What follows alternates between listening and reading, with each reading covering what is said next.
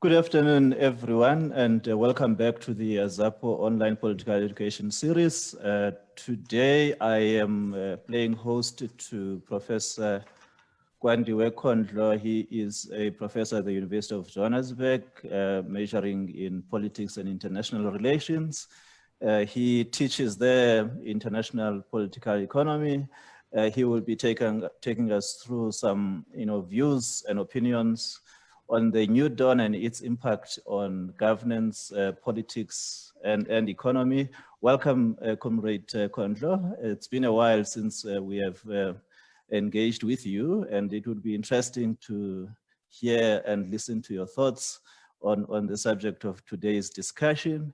As you would know, we have been going through 26 years of ANC's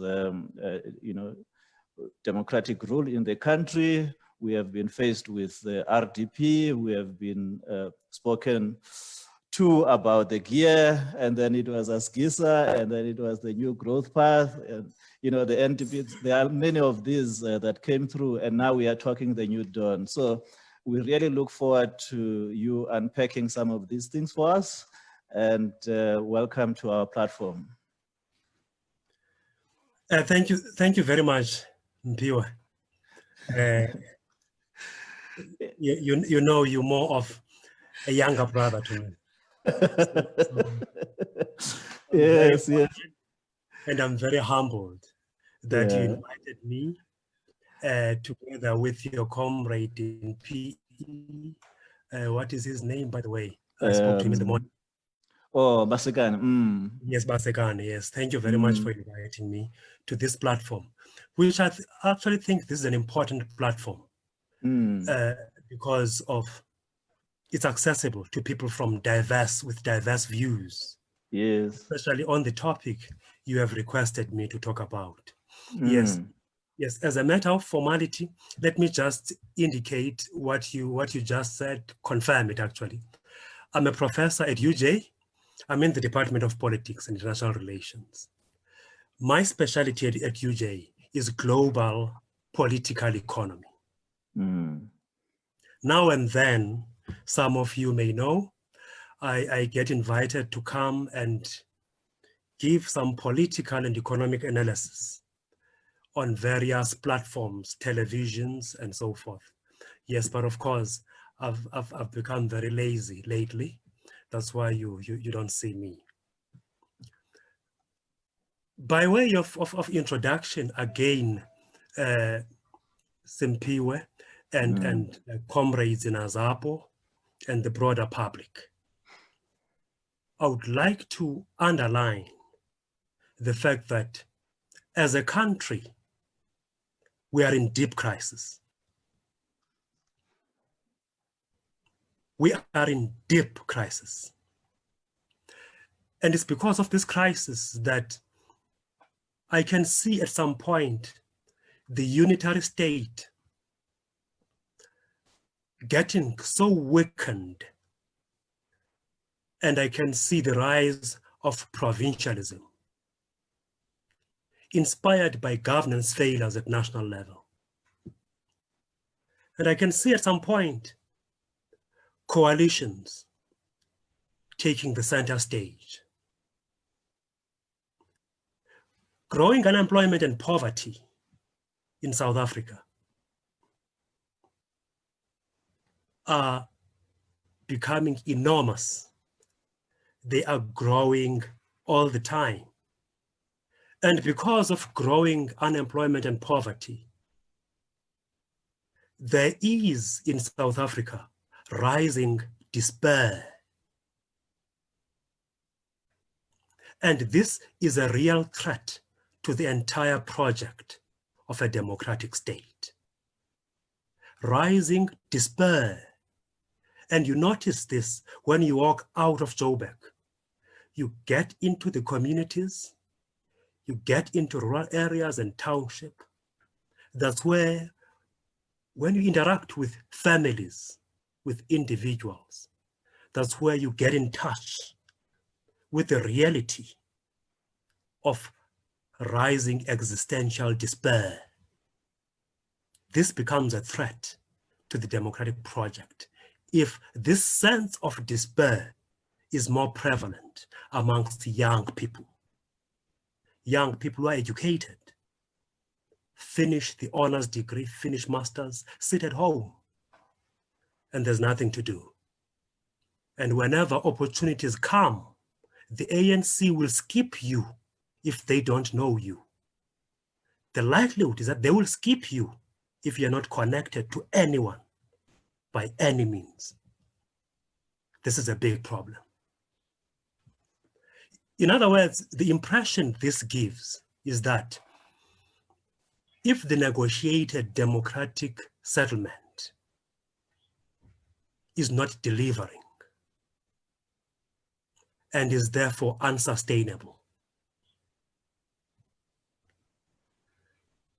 the question is what else should be done? That is the gist of the matter. Because every day we're coming to realize a negotiated settlement which is not delivering.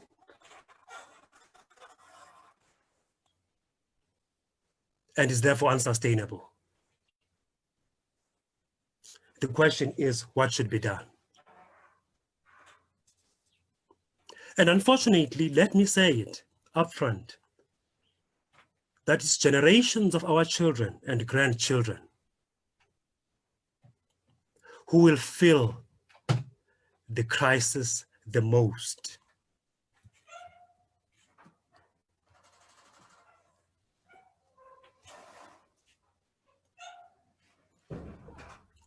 I'm actually tempted, ladies and gentlemen, to cite for you a quotation from a poem by John Tsiko. John Tsiko was a catechist at St. John's in Umtata. In 1884, he writes this poem. It's called The Harp of the Nation. And in this poem, he says, I quote, "Some thoughts will now never be spoken. Make shreds of my innermost being, and cares of and fortunes of my kin still journey with me to the grave." I close the quotation. You see, what I find very interesting about Nsiko's poem, I won't dwell on it too much.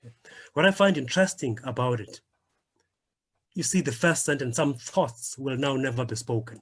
It actually talks to the philosophical urge to express the inexpressible. The philosophical urge to express the inexpressible. Sometimes we lack the concepts that capture the preciseness of our thoughts through the nakedness of their spontaneity. When we are seeking to describe what needs to be done to help this country. But one thing for sure, ladies and gentlemen, the ANC has missed the boat. I'm not saying this to buy anybody's face, buy any votes, but truth has to be told. Because, ladies and gentlemen, comrades, at the end of the day, it doesn't matter how serious we take ourselves.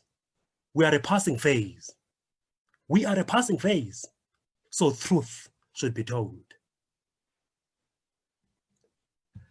Let me get to the topic Simpiwe and his comrades invited me to talk about. The new dawn. The new dawn. And the topic is the new dawn and its impact on governance, politics, and economy. Mpiwe, I'm sure you know, this topic is so big.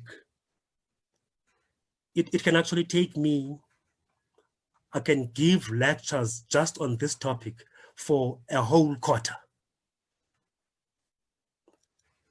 But today, what I'm going to do, I'm just going to compress my views so that in the next 25 minutes, 30 minutes, we're done and we can engage and talk about the issues I have raised and the issues I have not raised.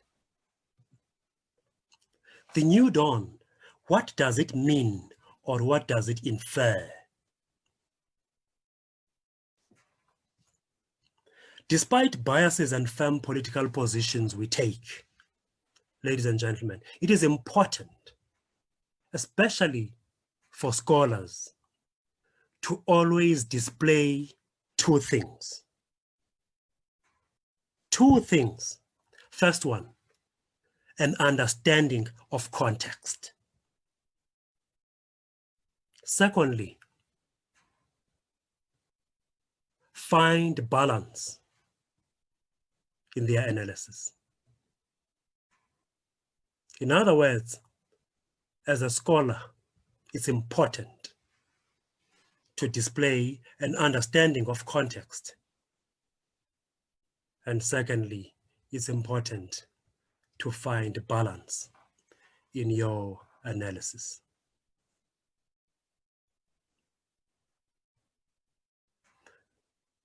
Let me take this a bit further.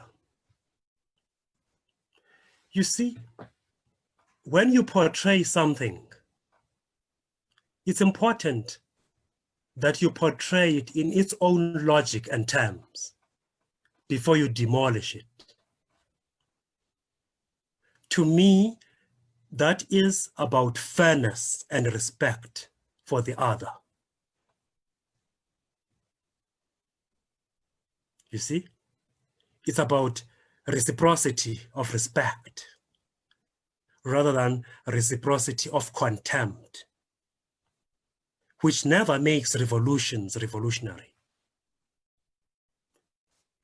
which never makes revolutionaries to lead revolutions, reciprocity of contempt. So in other words, I'm trying to say fairness and respect. These are two revolutionary values, very important revolutionary values. So the new dawn, yes, it is largely an ANC thing, or the new dawn is part of the Ramaphosa moment. But of course, very importantly, it doesn't become automatically useless or stupid simply because of where it comes or the people who are articulating it.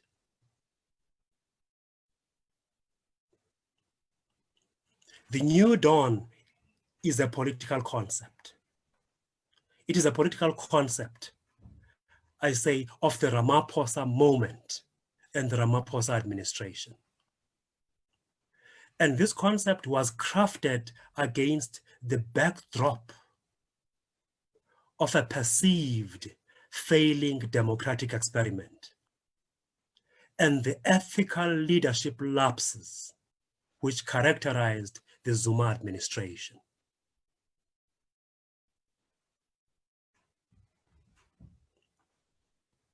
The new dawn, in my understanding, was also an attempt by President Cyril Ramaphosa and his political camp. This was an attempt to rekindle values that were at the very foundational moment of our democracy. And one of these values, and one of these was the elite consensus, which shifted the country from the hopelessness of the apartheid era to the hope and promise of national liberation of our time. The elite consensus, in my view, comrades, ladies and gentlemen, is basically a broad agreement which pulls together powerful interests representing established farmers and their organizations, public and political sector leadership, industrial capitalists and privileged sectors of labor. The consensus has an effective lock on government policy. In other words, things are negotiated and people agree to be persuaded. That's why we call it a consensus. But post 2008, the elite consensus, I would argue, began to fracture. That is why today things are just not coherent. So the concept of the new dawn is neatly enunciated by President Cyril Ramaphosa. If you read his inauguration speech as the fourth democratically elected president in 2019. In fact, some analysts have gone as far as identifying 4 pillars of the new dawn. The first pillar, they will tell you, that is clean governance and a persistent fight against corruption.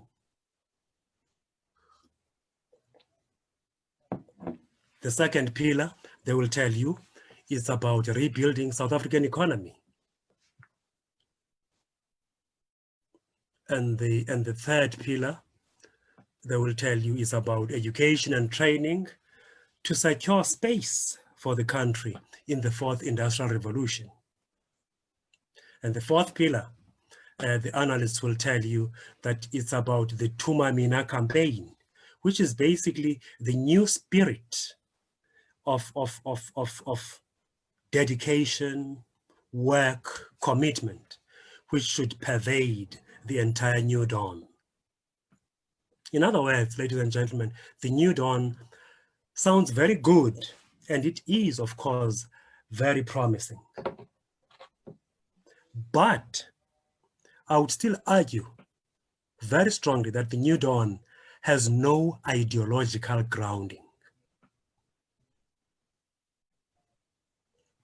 In the final analysis, the new dawn is more like what some scholars would call a phenomenological ontology. A phenomenological ontology.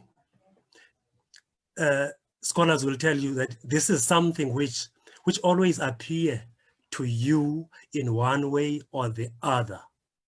In other words, it has immediate access to you, and you even have a revealing intuition of it.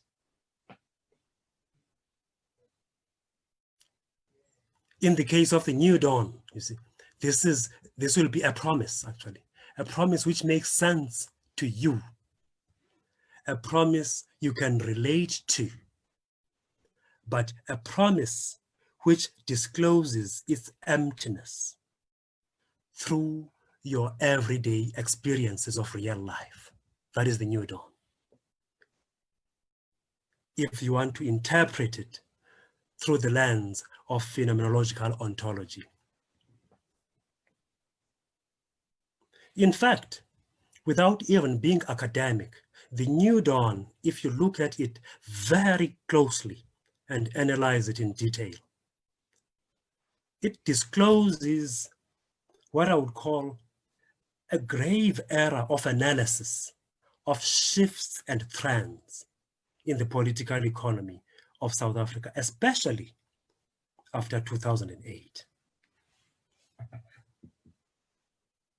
And of course, I must say that despite attempts by some of us scholars to nicely indicate and persuade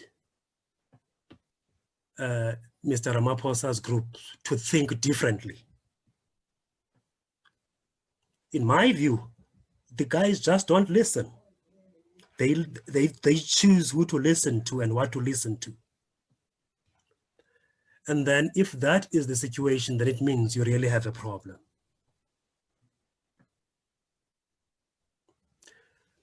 The new dawn,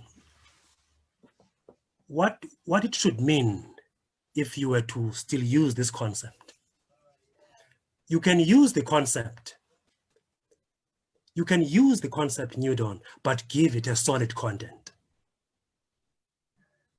to mark a substantive shift in thinking and approach.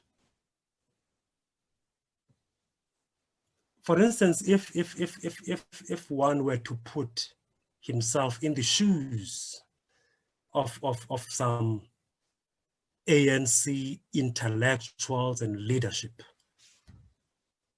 one could even argue that the new dawn should include, as a matter of priority, creating a new cadre in the ANC. Creating a new cadre. Because without that, there can be no new dawn. This is what the new dawn needs to focus on as a priority. Removing deadwood, facing the fights within the party, and dealing with consequences. I said in one interview that Ramaphosa, President Ramaphosa, should be prepared to be the first president in the ANC to do only one term as president of the country,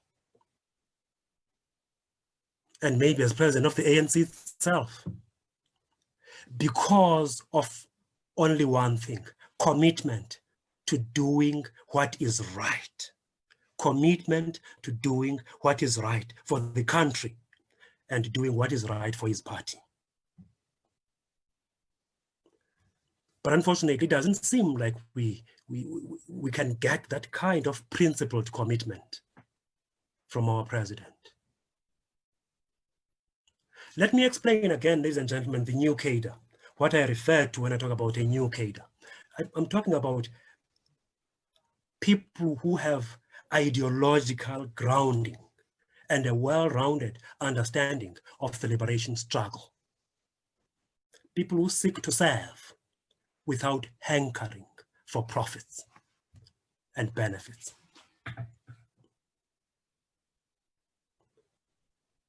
And what I would have made a priority if I were to advise the president on crafting a new dawn, I would make sure that we come up with a strategy to remove the incentive of money and wealth derived from positions, networks, and associations within the ANC. This is doable.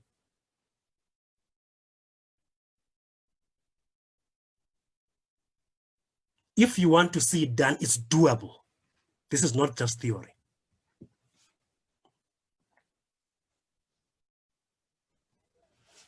But unfortunately, you can't realize any new dawn. I've said it before. If the leadership posture of the very president emboldens opponents within his party, leadership posture which emboldens opponents within the party, this becomes a big challenge. Let me just zoom into one area of the topic that have been given by AZAPO. I just want to talk now about the issue of the new dawn and the economy. I will not have the time to get into issues of governance, politics, society, but I'll just briefly talk about the new dawn and the economy. And I will touch towards the end a little bit on the new dawn and governance. Let me repeat it, that the new dawn, when you talk about the new dawn and the economy, you must never forget the importance of ideological anchors to focus the direction of economic recovery needed in South Africa. This our president doesn't seem to articulate, and it's not coming out very well when he talks about the economy and the new dawn. He does talk about an inclusive economy, which is very good. He is very empathetic, which is very good. But when you talk about inclusive economy, you must also talk about practical guidelines to deal with the beneficial involvement of the middle classes in every project where there is money. And the projects, as well as the money, end up not even reaching the communities they are meant for. When you talk about an inclusive economy, which includes the downtrodden, but you must deal with this persistent problem, the beneficial involvement of the middle classes. You cannot talk about an inclusive economy and forget about this one, because it negates all your efforts to make South African economy inclusive.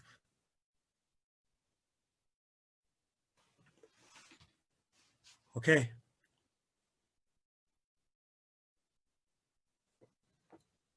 The other point, when the president talks about the economy, it's a point I appreciate, I admire very much, which President Ramaphosa keeps emphasizing: the role of foreign direct investment. This is a good point, which the president is underlining. But I feel it's a bit exaggerated.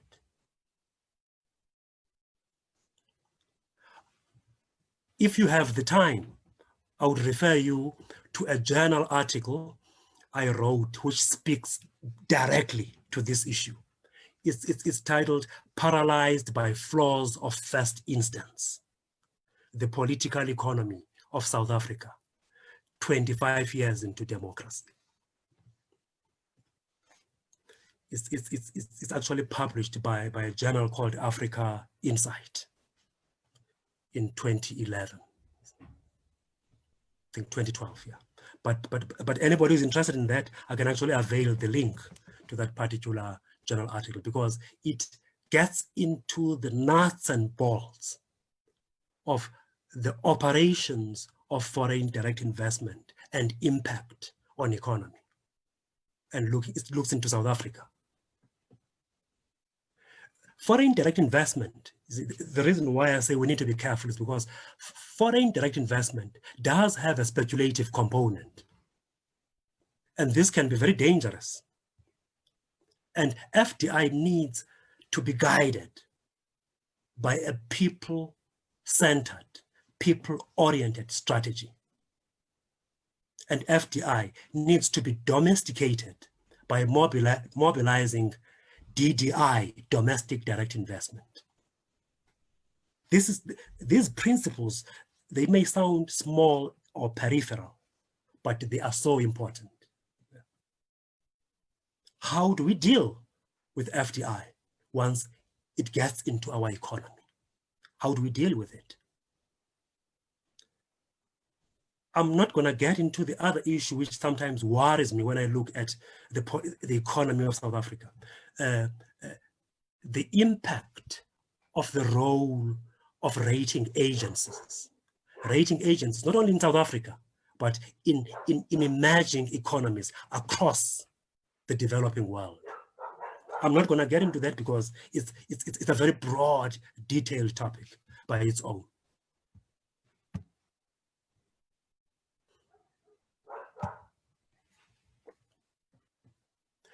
My argument, ladies and gentlemen, I'm coming towards the end.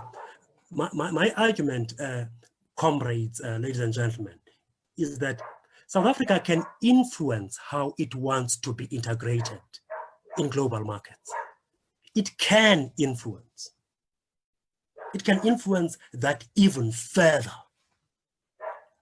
by using the leverage of a sector which, in my view, cushions the poor majority. The sector I'm referring to is agriculture.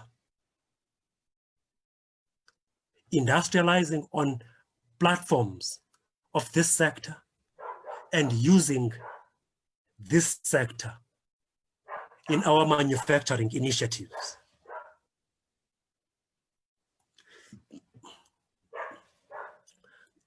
But to get the value the full value of this particular sector, we have to resolve as a country the land question to solve agrarian challenges. The new dawn of the president does talk about the land question. I don't want to lie, he does look at it. But I find their analysis and plans in this particular area, I find them a bit weak. And of course, one understands that the president has to attempt to balance numerous competing priorities. And he has to ensure that reconciliation is not thrown out of the window. I understand him. Yes, at the same time, I agree with the president. Yes, we want reconciliation, but not on the back of the sorrows and pain of Black people.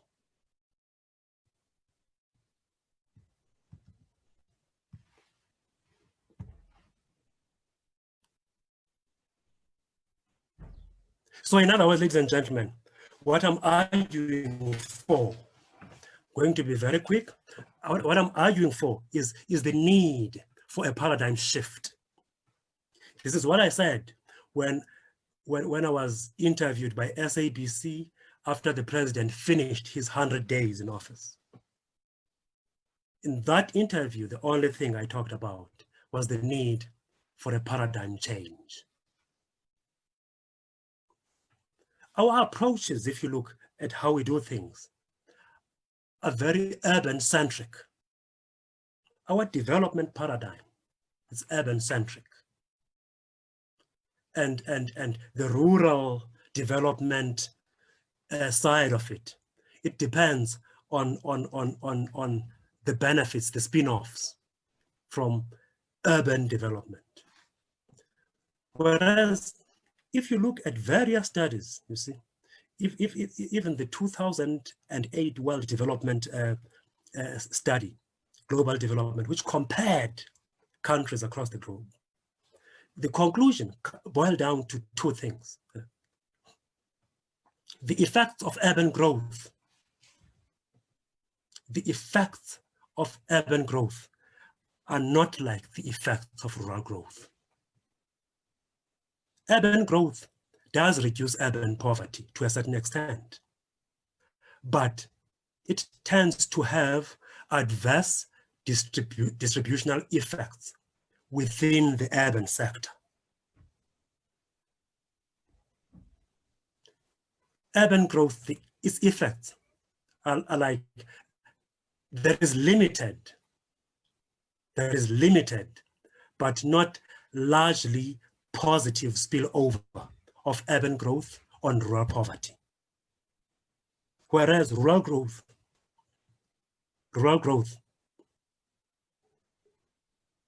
it sizably reduces rural poverty. Rural growth has poor distributional effects more than urban poverty.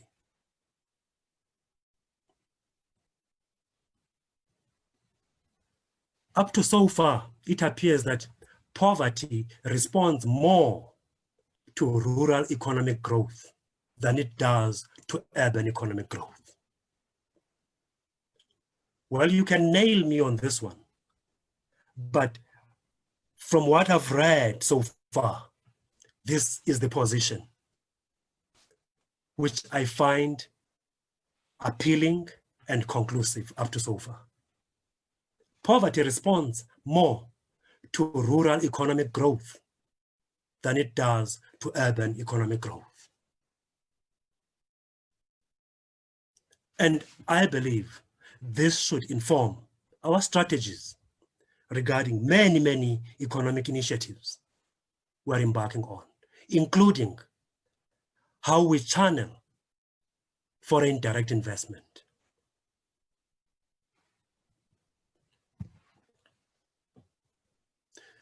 The South African economy is now in doldrums, ladies and gentlemen, comrades. Following the technical recession we're in, the ratings downgrades, and the panic response the panic response to COVID-19. If you look at government stimulus packages, they really fail the test of what I call strategic foresight. Government stimulus packages, they fail the test of strategic foresight. You see, in a country like South Africa with rampant corruption, you first design and validate monitoring systems, controls, proactive and reactive legal instruments to use before you dish out public funds to help the country. Of course, the world economy is also in very bad shape. As it improves, we hope this will have spillover effects on South African economy. On the positive side, comrades, ladies and gentlemen, Ramaphosa's new dawn has reinstated the liberal promise, which was at the center of the founding of the democratic state in 1994. It has reinstated that liberal promise. This is the promise about rights for all, including those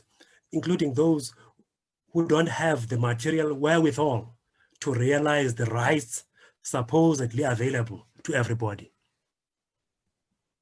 That's the character of the liberal promise. It is empty at the end of the day. The assumptions of the new dawn, if one were to conclude, and I'm looking now in areas of politics and governance, the assumptions of the new dawn were not carefully thought through in the area of politics and governance.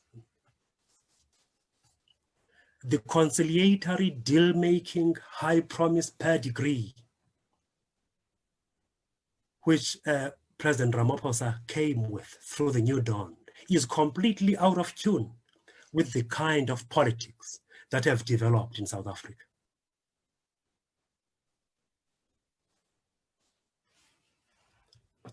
That is why some of us argue that the starting point of the new dawn, well, amongst the starting points of the new dawn, should have been a very clear effort on how the new dawn retrieves the mistakes of South Africa's democracy. Let me repeat it. How the new dawn should retrieve the mistakes of South Africa's democracy.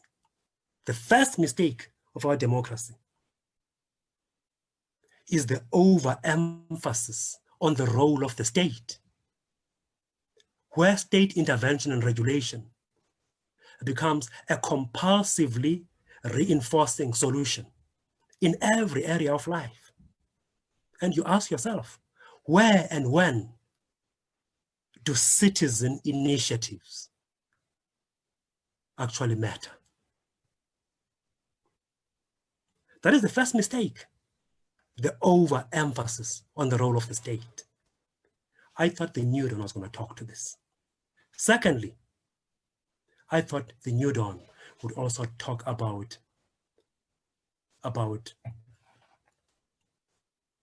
how it deals with the fact that the country's future is basically in the hands of political parties. The most untrusted institution in the modern world. See the surveys by institutions like Afrobarometer on political parties. Generally, political parties all over the world, not only in South Africa. The internal functioning and institutional coherence of these bodies. Some of them lack clear ideology. Some of them are very short-term in orientation. They can steamroll democracy in a direction never imagined. In other words, there's just a number of substantive issues about our democracy which need either to be corrected or refined. And I actually thought that a new dawn, which has been carefully thought, well-grounded, would actually identify and deal with some of these issues. I don't think the president actually had a lot of time thinking about an idea which will distinguish his rise to power and his administration. Mbeki's African Renaissance doesn't matter whether ideologically I don't agree with him. It has a lot of substance and depth. And you can actually agree that it's a concept which was digested over years, even before 1994. With the new dawn, we don't find that kind of depth. But ladies and gentlemen, comrades, I am saying our president is trying the best he can to lead the country, but things are not looking good. They're not looking great. My last point, ladies and gentlemen, and I think I'm raising this one because of the position I occupy as an academic at a university. How should we theorize the kind of politics we have in our country to inform appropriate future actions? How should we theorize the kind of politics we have in our country?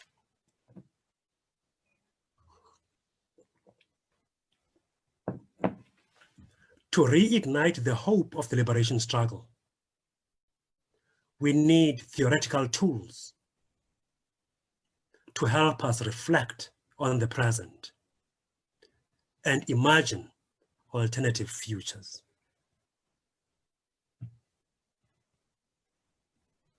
I know if you are in the Black consciousness movement, you would actually say, yes, the philosophy of Black consciousness, we have it already. And I fully agree with that. I actually subscribe to it. But I'm pushing it further to get us to think even further. Yes, you could think within the framework of the Black consciousness school of thought.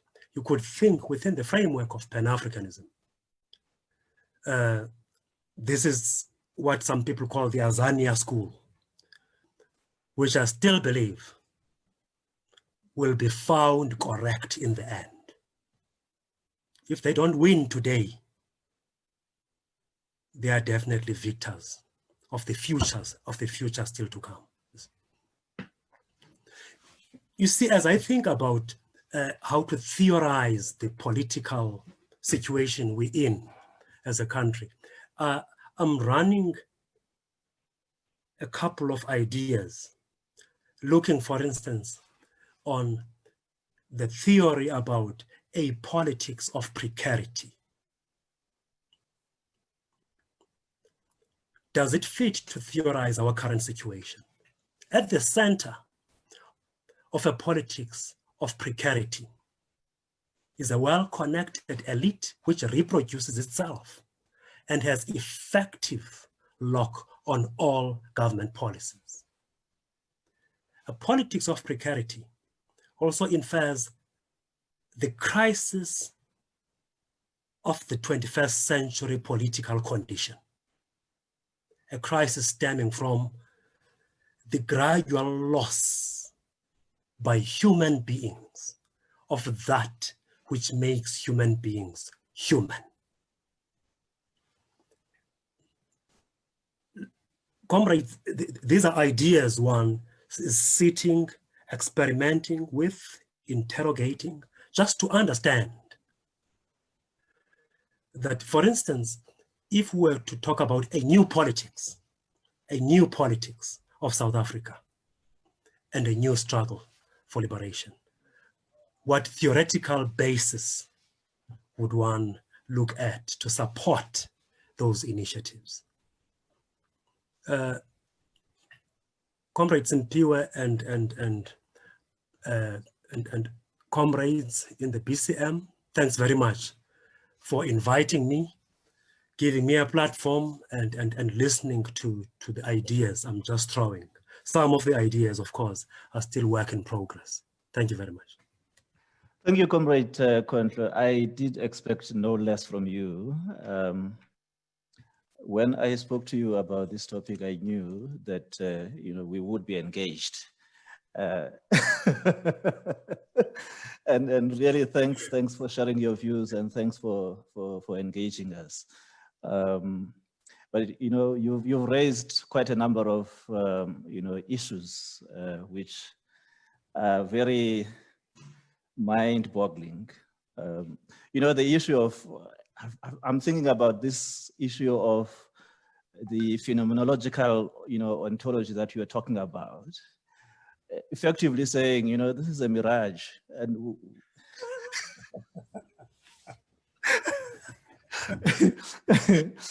we are sold a mirage, and how different is this mirage from the others that we have been sold before, with all of these economic development paths and messages that have been given to us, and been given to us in such a way that they make sense and they give the promise that things are going to change. And yet, if you look through all of these policy frameworks and messages that came through, yeah, they have been talking about virtually the same thing.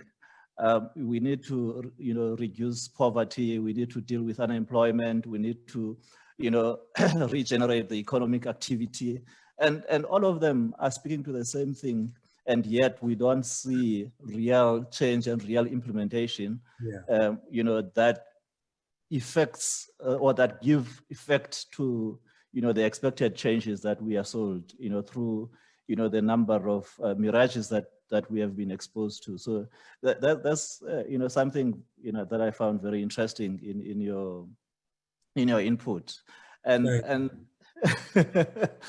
and going further, you've touched a nerve by saying the middle class is not involved in this so-called inclusive economy, and the focus has been really on the poor and the downtrodden. And I think you're making a lot of sense there, because if you look at all of the various programs that have been put out by government, they're forcing this dependency syndrome on the state. You look at all the social programs, and even now when we're dealing with COVID, it's all about social grants, and they have been increasing astronomically over the years. So, and without much focus on the people who are contributing to to the fiscus in terms of the taxes, because the people who are paying the tax are the ones who are feeling the brunt. Are you seeing the revolution being driven going forward by those people, by the middle class? Are you seeing that the middle class is going to be the force of change as we continue with the revolution? Because the revolution never stopped. The other question that that you may think about is, you spoke about the growth of the rural development areas versus the growth of the urban economy, and it was quite interesting that you saw the focus being there. Are you seeing the possible growth of provincialism as some kind of a proxy to the growth of ethnicity in the country? So these are some of the questions that I would like you to engage on, and just help us to understand these issues. And maybe I should stop there for now.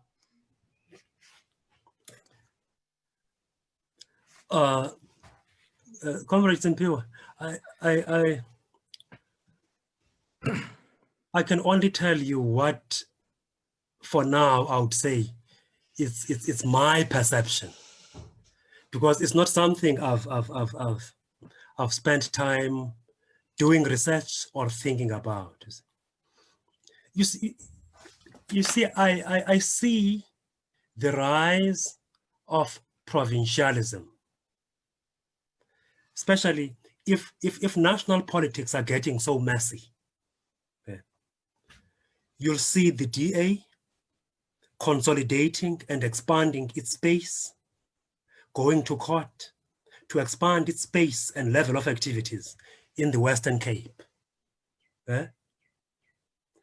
And the same is likely to happen once Inkatha takes over KZN, you see, which I don't care what you say, it's likely to get that province again, Inkatha Freedom Party, you see.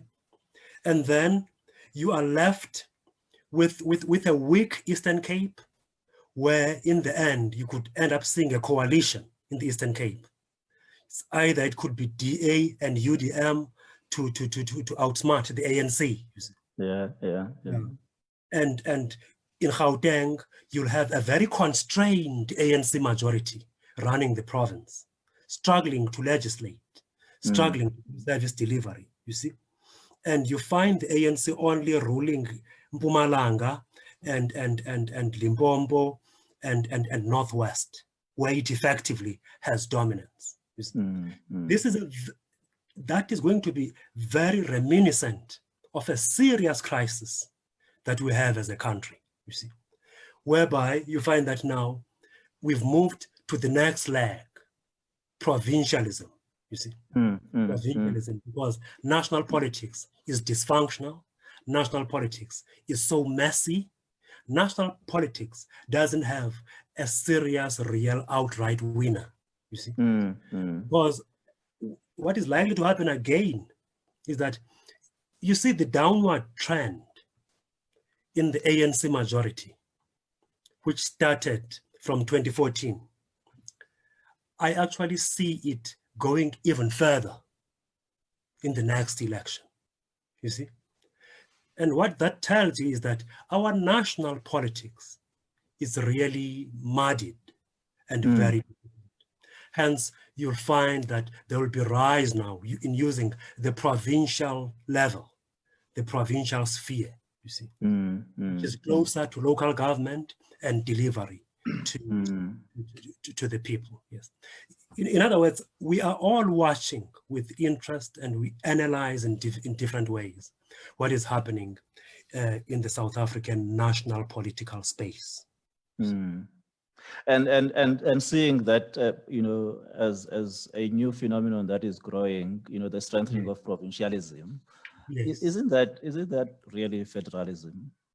Are we seeing the country moving towards a trajectory of a federal state, wherein, you know, the provinces seem to be taking more prominence in terms of the roles they play in governance of the country versus, you know, because I mean, we've seen this, you know, contestation between national governance and provincial governance, and more especially in the, you know, core, you know, service delivery aspects of education, health, with, you know, the national ministries not able to effect any real change because of the powers that, you know, provincial ministers have over, you know, governance in those areas.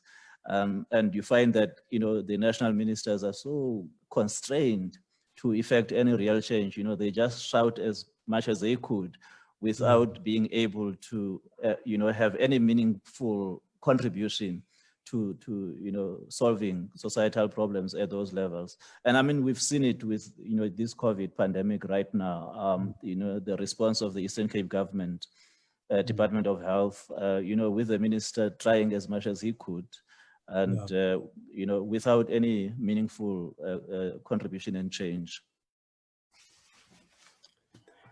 Yes, you see, the federal system that we will find ourselves working within, you see, it's going to be a system we we have had to defer to. Because if you look at the arrangements that we have in South Africa, it's not a pure federal system that we have. Yeah? We've got this idea about the concurrence of powers between provincial and national and sometimes local government. You see. So in other words, this is a system which we have not really tested in practice, and we're going to be forced to test it in practice, unprepared as we are. Yeah. Okay. The other issue that I wanted you to comment on, earlier you were saying, we need to look at the role of, the FDIs, versus, the DDI, and we seem to be putting all our baskets, on foreign direct investment. All our economic policies are centered around attracting investors, and for us to be able to progress as a country, we need to attract more foreign direct investment. We need to be speaking to the IMF, we need to be speaking to the World Bank, and I think those are some of the institutions that we tend to want to speak more to now, and previously it was the focus on the BRICS. Can we really rely on just the foreign direct investment for us to generate economic activity? When are we going to be freely independent of dependency on foreign direct investment? When are we going to develop our own economy on the basis of our own capability and resources? Is it not possible that we can be independent of these states? Because those people come with their own programs, and we hamstringing our country into conditions that come with all of those investors that come to our country every day. Because even though Cyril may be saying we need a new dawn and we need to accelerate the economic development, he doesn't have the resources to do so. He is dependent on the foreign direct investors who come with their conditions, and they can only give you the money as and when their conditions are met. We're talking, you were saying earlier on, part of the solutions that this country needs is the question of addressing the land question. And you do know very well that when it comes to the land question and foreign and direct investment, those are diametrically opposed positions, because you can't address the land question in however you want to without taking account of the views of those foreign direct investors. So yeah, any comments on that? Yes, Simpiwe, you see the issue of foreign direct investment, I still remember I had a huge argument with Labour at NEDLAC. You remember when the president called the first investment forum? Yes. Yes, and Labour was actually deeply involved in that conference, and I was invited to NEDLAC to talk specifically on the issue of foreign direct investment.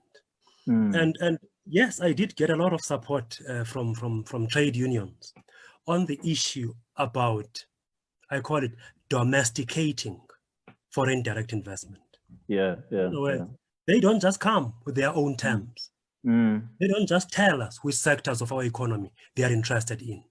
We tell them where they should go. And we tell them which sectors, specific points of our value chain in the economy they must not touch. But that requires a robust leadership which has ideological direction. You see? Because you see, foreign direct investment does have a dangerous component, which we call it foreign portfolio investment, which is largely speculative. You see? Yeah. Talk about speculative capital. Yes, it's capital. We need capital, but we don't need hot money, which comes to exploit a certain condition in our interest rate, and then it's out the following day. And then it's out the following day, you see. Yeah. So we were saying, in as much as we should give the impression to the global community that we are friendly and we want to do business with everybody. But we must not lower the guards. There are points where we have to stand firm as a country and point the direction. And in my view, really, I would need to be convinced. I don't think we are doing this enough. I don't think we are firm enough when we deal with foreign direct investors. Yeah. All right. Just a couple of questions that are coming through from other people who are listening in, and one is really asking, what do you think is the impact of the borrowed money from the IMF to our economic recovery and growth, and whether it was a wise thing for these billions to be borrowed to address our COVID-19 problems.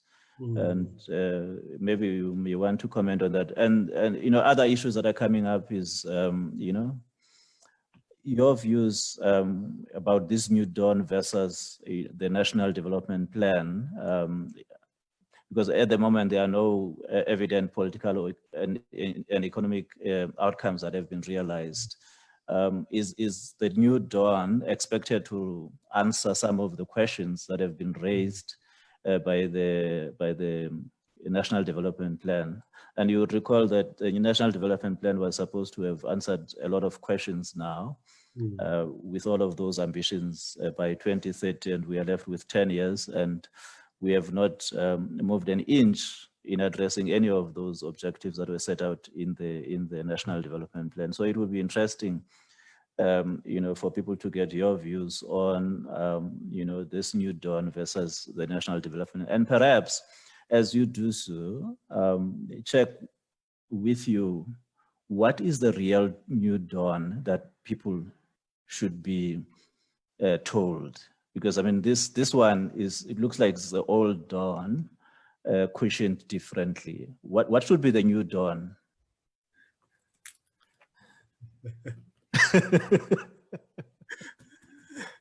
Yes. I think in my presentation, I did sort of insinuate what should go into the conception of a new dawn, of a real new dawn. Because a real new dawn, in my view, should actually mark, should I say, a paradigm shift. A paradigm shift, of some sort. Yeah, and we don't see in what President Ramaphosa is calling the new dawn. And of course, a new dawn should also be based on a leadership style which engenders trust and confidence among citizens. And of course, a new dawn, you'll never have a new dawn without consciousness. That's where the role of the Black consciousness movement becomes so critical, because a people without vision and a people without a new consciousness, they can't move out of this crisis. They will forever keep complaining, toying in the streets, demanding this and this from government. Whereas democracy only gets sustainable if it's supported by people who can do things on their own. That's where the issue of consciousness becomes very important. The first question about the impact of borrowed money from IMF on our economy, it's not easy to answer, because for now it's difficult to estimate and be precise about the impact this is going to have. But of course, people will tell you that this is cheap money we're getting from the IMF, because the interest rate is 1%, you see. And if we borrowed the money from the real private sector financial markets, the interest rate would be very high, and it would actually be it would take more years, you see, to pay off the interest rate, yes.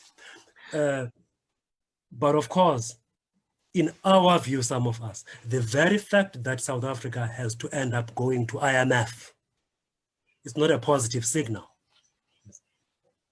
It doesn't inspire confidence at all, you see, that we have to go begging to the IMF. Because you know what when you inherited an economy from Thabo Mbeki, which actually had reserves, you see, then the question is, we have this borrowed money. Are we going to manage our economy properly? Are thieves going to manage the economy properly? Because the problem we have thieves at very high levels in government. Can we trust the thieves about the future of our economy? Don't tell me about 5% or 8% ANC people who are clean. But what we see and what is being projected to us, even in the media, there's just a lot of thieving, and they cover one another. Can we trust these people about the economy of our country? I think that is the major question. Besides the IMF loan, the question which is major is an ethical one. Yeah. Can we really trust them? And I think your question points to the number of initiatives that Ramaphosa has put in place. Ever since he came in, what we have seen is a commission after a commission after a commission, and we have seen summits. There's been a job summit, there's been a summit on this and that, and we haven't really seen any real impact of any of these summits, of any of these commissions. I mean, you're talking about the thieves and the question of ethical leadership right now.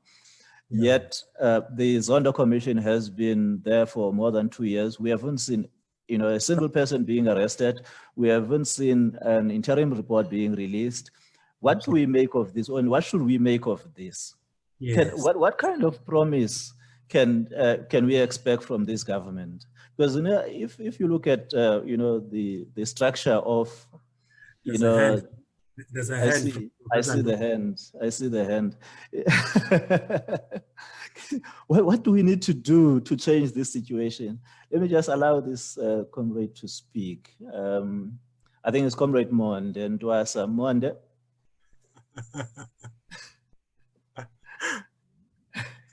Hello Kwandi. Hi, brother. Hey, what am I saying?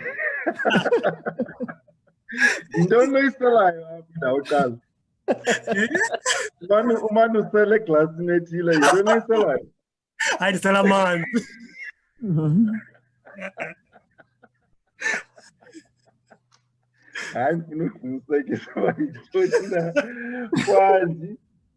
You know what?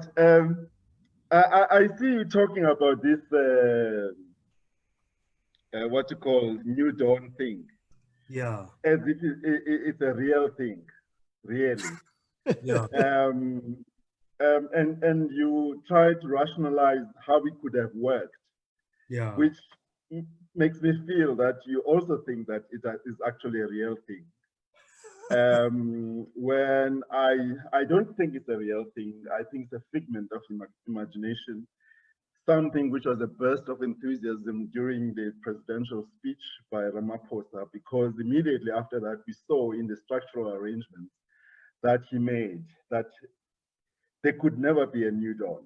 I mean, if you just look at the top echelons of the ANC that he put together, he obviously had an arrangement to include Zuma people as well, which means that there was a prior agreement between them to make sure that Zuma's influence stays within the ANC.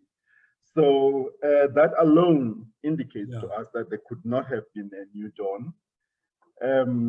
And the other thing that you're talking about, basically I'm asking one question, but there are three questions within that one question. So you also, what you call, seem to think that the ANC has a problem of not having an ideology. But has the ANC ever had any ideology in the first place? That's another thing that we need to ask. Because anything that the ANC has done in the past, I mean, I don't know how many years since 1994, really manifests the fact that it never had an ideology. And therefore, all it did was patchwork, because you can only have an ideology if you ask the right questions. And one of the key questions that the ANC would have asked if they had an ideology would be, what kind of South Africans do we want? And then they would have shaped everything according to that plan, in terms of education particularly. And the other thing is Ramaphosa his own man, really? Because we seem to think that Ramaphosa could have made independent decisions to do whatever he wanted to do, like this Tumamina business, or this what you call New Dawn. He is his own man. The ANC is definitely a captured organization. The government, therefore, is also captured. Is Ramaphosa not captured? So, I mean, those are the things that I think we need to ask. Is Ramaphosa his what you call is a real man? And the key question I'm asking, basically, then, which encompasses the other questions I've just asked, is, do you not think that the time of the ANC is gone?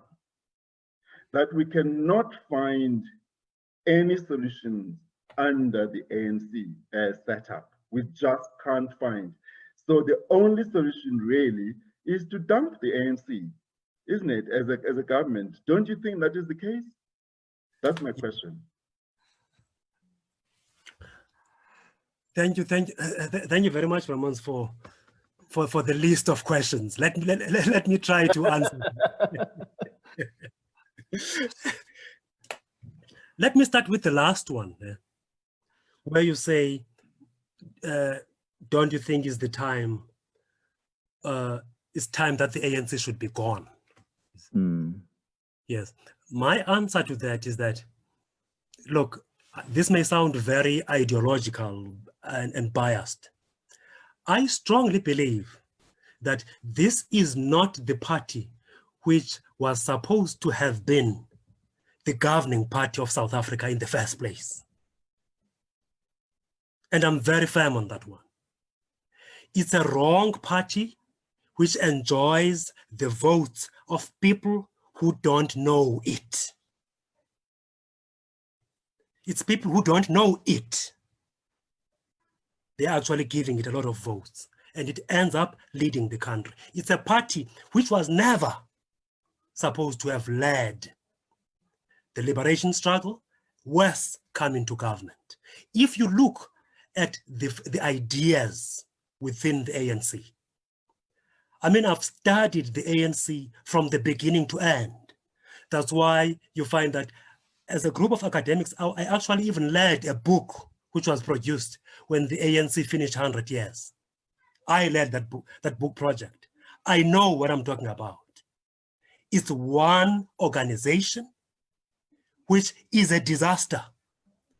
It's a disaster for the future of any Black person in this country. That's the ANC. So I don't even want to come closer to the question that is it not time for the ANC not to be in government? It was not supposed to be there in the first place. And we are hoping that as consciousness builds in South African communities, they will come to realize that. What I'm saying to you, I've said it publicly, and I can repeat it in any platform, because I believe it's true. Let me come to the second question you raised about our president, Mr. Cyril Ramaphosa. I strongly believe that even if he was his own man in the beginning, there's a lot of change which has happened in him. There is a lot of change that has happened in him. You see, if you know that people who people who are corrupt in your party can raise certain issues about you, you're not likely to stand very firmly against corruption, because they have certain skeletons in the cupboard about you, which if they can dig and put in public, you'll be totally tarnished. So I'm trying to say, you see, the major problem, it's primitive accumulation. That is the major problem of today. Primitive accumulation by the political elite. And our president, we still have several questions about how he accumulated his own wealth. He's wealthy. So to say he is his own man, to be own man is to have your soul by your own hands. You have your soul completely in your hands. That person is his own man. In other words, there is nobody he owes anything to be where he is. And I can't say that about our president, I'm sorry. The ANC's ideology, the question that you raised, ANC's ideology, I think I've answered Professor Ndwaza that one, because, yeah, look, it's a lot of patchwork. You don't find any coherent ideological position which puts Black people on a path to recovery and self-confidence. You don't find it. Yeah. And then New Dawn, I actually said I was trying to build a case before I demolish it. So I took the New Dawn seriously, deliberately, and also based on some papers you'll find with the president's staff, their administrators, who actually write papers thinking the New Dawn is something serious. It's not serious if you look very deeply into it, and also some aspects of the presentation I gave. I also don't take it seriously. I think it's a real figment, and nobody talks about it now, actually.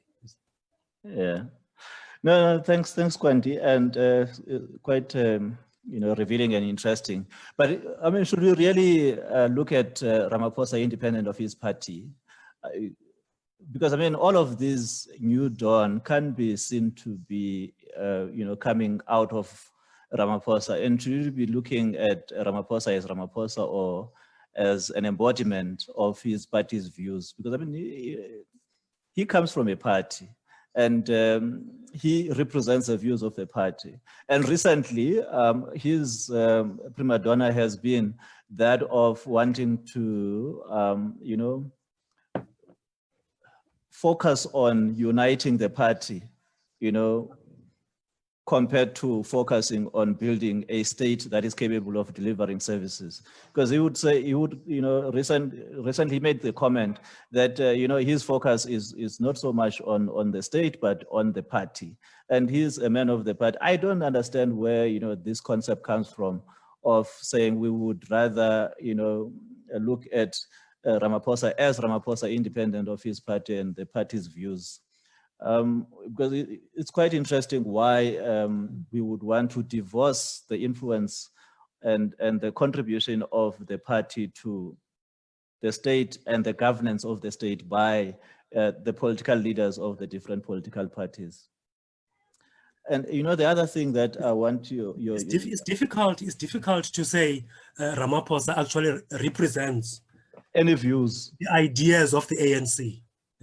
That organization is so factionalized, deeply factionalized.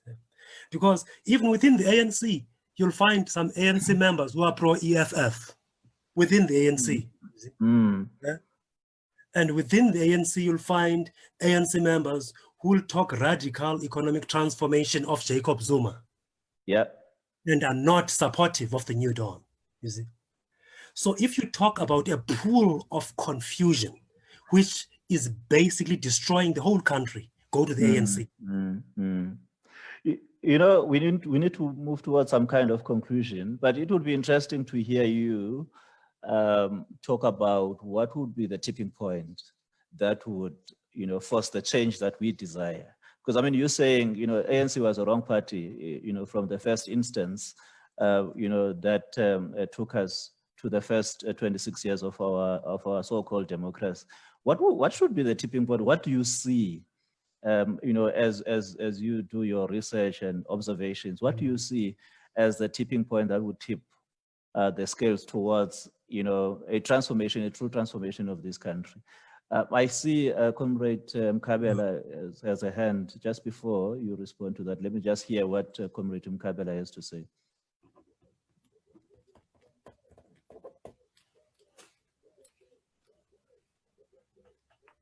You need to unmute Comrade Lipet.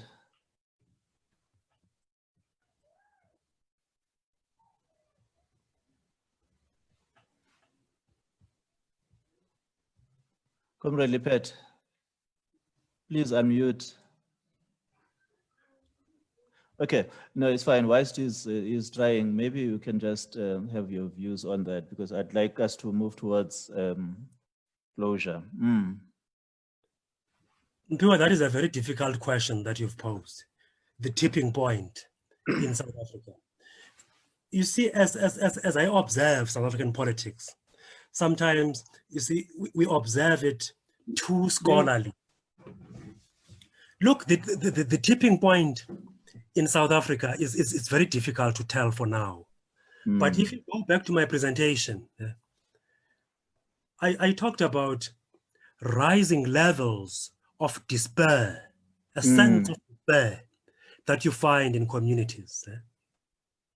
The levels of poverty. Sometimes you get a sense of desperation amongst young people, especially those who completed qualifications and can't find jobs. Look, if these numbers grow and these guys eventually link up with one another, I can tell you, Simpiwe, this country is sitting on a serious time bomb. It's a bomb which will explode.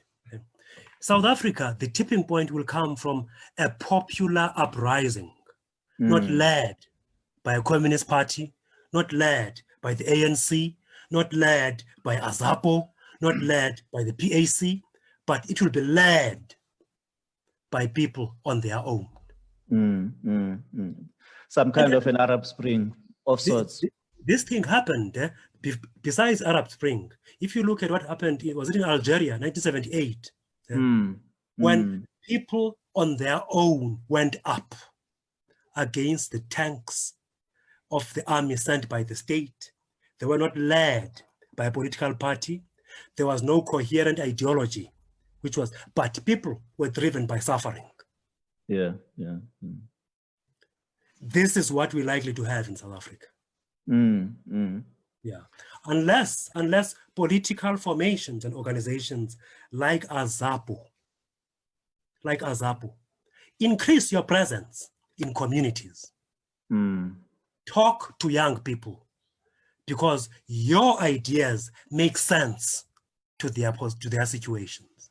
You may not have majority to be in parliament, but your ideas make a lot of sense to a lot of people. Wow. Thanks, Comrade Kondlo, for those views. That was Professor Kwandiwe Kondlo, a professor at the University of Johannesburg, sitting with us, this afternoon. It's been a very interesting 1.5 hours of engagement. I really loved the conversation, and I look forward to more of these conversations, Comrade Kwandiwe, in the march of time. Tomorrow we will be engaging with Comrade Matata Tsedu, and we will be dealing with the topic of the experience of solitary confinement and lockdown. Some of you would recall that Comrade Matata said we spent many days in solitary confinement during the days of struggle, and it will be interesting to hear his views about that, as well as his experiences during the past couple of months of lockdown, as to how do, these compare? Is the effect the same? And has his experience on lockdown enabled him to survive the conditions that were, put by Nkosazana Zuma on this past couple of months lockdown issues? And please join us tomorrow at 1 p.m. for that discussion with Comrade Matata Sedu. But please don't miss next week, Saturday. Next week, Saturday, I'm hosting Comrade Ibrahim Fakir. We will be talking poverty and inequality, looking at, the critique of South Africa's development model. So it's going to be an interesting discussion.